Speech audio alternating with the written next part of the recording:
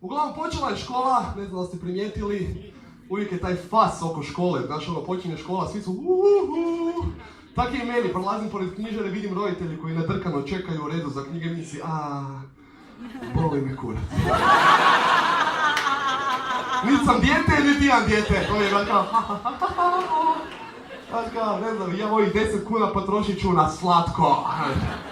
Da, ali ima taj fas u vezi početka školske godine i mene redovito uhvati. Neki dan hodam pored škole i čujem da zvoni i neko se zaderao. Zvonilo je, požuri budalo!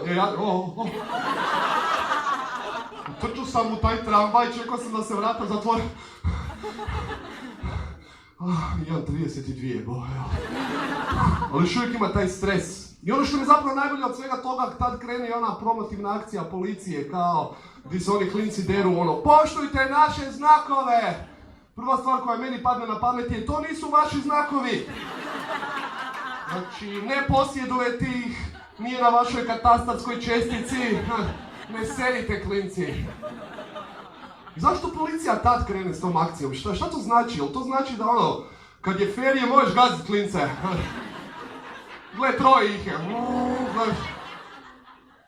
Jer to je, mislim, kako je opravdanje, kao joj, zgazio sam klinca, ali dobro, praznici su. Pa da. Na njima će 0 izostanaka.